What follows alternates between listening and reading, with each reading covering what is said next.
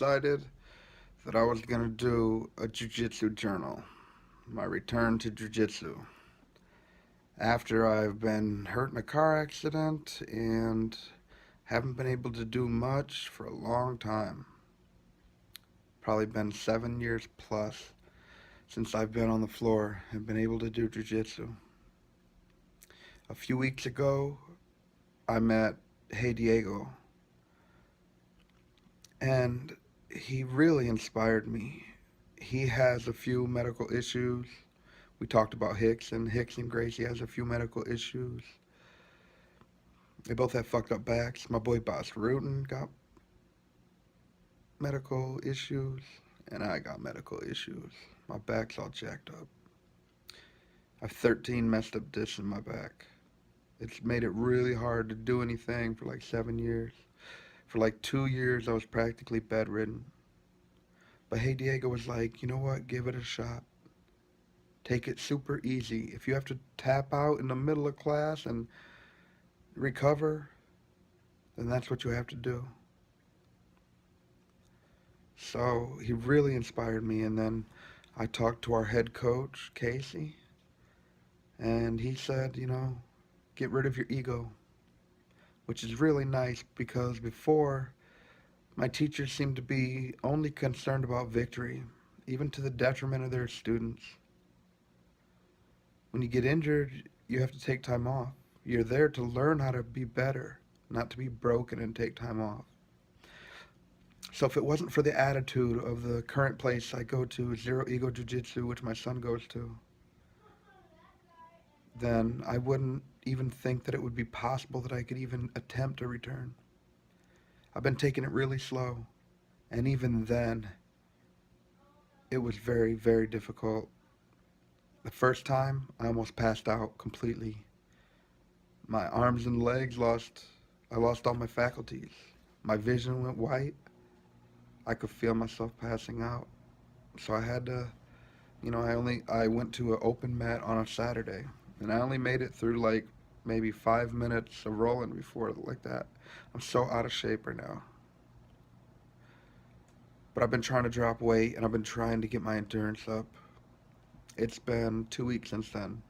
On that first time, I rolled with my homie, and within 10 seconds of starting the match, I cracked my ribs, man, hard. Took my breath away.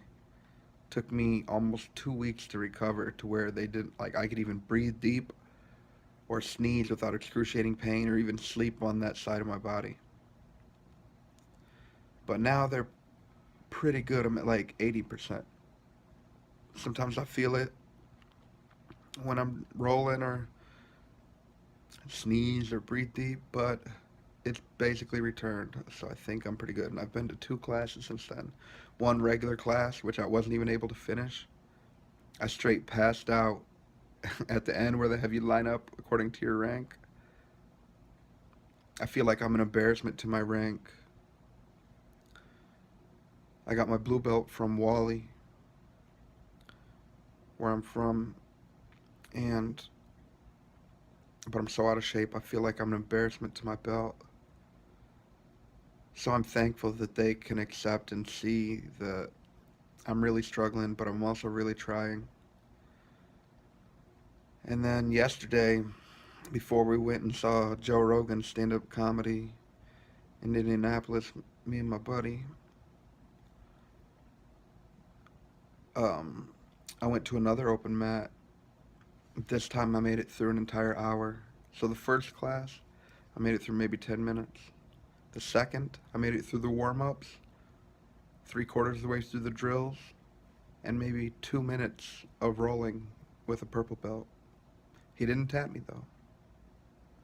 I was happy just for that. There's a lot of scary people in this jiu-jitsu school here. The highest concentration of high levels like purple and brown and black that I've ever been at. But I'd rather have that. Steel sharpens steel. The tougher people that you roll with and combat against, the tougher you're going to be. And also they're experienced enough to hopefully not break me while I'm in my fragile state. Yesterday in open mat, I actually made it through an hour a solid 20, 30 minutes of rolling. And for the first class, that's the third class I've been to, for the first time, I didn't feel like I was going to pass out at the end of the thing. I actually made it and didn't get lightheaded, nothing. To me, right now, while I'm at the bottom, that's a big deal to me. I'm really happy for that. And I'm thankful for everyone that I roll with and that they'll be patient with me, accepting, and, not just ball me up while I'm in like a weakened state. I hope that I can keep heading, down this path and raise my endurance, my toughness, my skill level. But I want to keep a journal of that. And here it is. I'm thankful for the school that I found. This is a young man's game. I'm 40. Jiu-jitsu was one thing when I was in the prime of my life, and I played I played the game hard. It's always winning was everything. Carlson, Wally, and Louis Filio, the people that trained me before, really instilled that victory is everything in me. That's one thing when you're in the prime of your life. But after a car accident and 13 messed up discs in your back, winning can't be the only reason that I go. It's been my dream since the day my son was born that I could be in the ring with him and roll with him and teach him jiu-jitsu. I never thought it would be possible. I really want to say thank you to Zero Ego Jiu-Jitsu School, to Coach Casey, and to Hey Diego. I really appreciate their attitude, their acceptance of me, and Casey even 3 times during one class said, take it easy on this guy. He's returning from a decade of not rolling and serious injuries. But I have to say, I am absolutely overjoyed to be able to be back in there. Martial arts is like my top thing in the world that I enjoy. And now it opens up a possibility that I could actually roll with my son when he gets a little bit older, and I can actually teach him, and hopefully I could be a good example to him of even when it's hard, you got to get back in and try.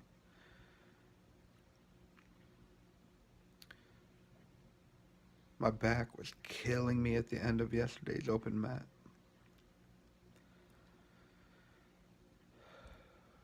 And this is going to be an ongoing struggle. But hopefully as I keep dropping weight and getting in better shape, it'll hurt less and less. I'll probably never be 100 ever again. But just being in there means the world to me. I'm thankful for every small victory, for not getting tapped within the first 2 minutes from a purple belt after not rolling for 7 years. I'm proud of just that. From small little accomplishments like maybe passing a guard or, getting quarter guard or, you know, um, the boy got me in a mount, purple belt, and I actually did a straight upa escape right into his guard. Small things are my victories. The chance of tapping out a higher rank is slim. So these small victories is what I have to focus on to stay positive. But I'm just so thankful I can even attempt to do what I love. The first class, I told you I almost passed out. My buddy Junior, who also cracked my ribs, but he literally drove me all the way home until I could recover, and then I drove him all the way back to his car. He's been real solid, and he's a natural. I really appreciate him. At one point, I thought either I'm about to pass out or I'm about to die. And he's like, "Do you want me to call an ambulance?" And I was like, "No. If I die, I die. There's nothing I can do about it. And to be perfectly honest, I would rather die doing what I love the most, with my homie and my son,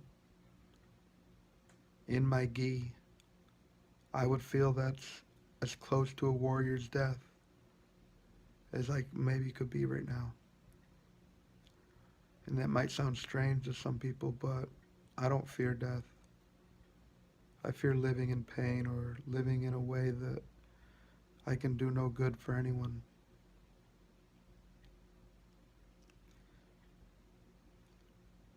That's about all the events I think that I could think of right now.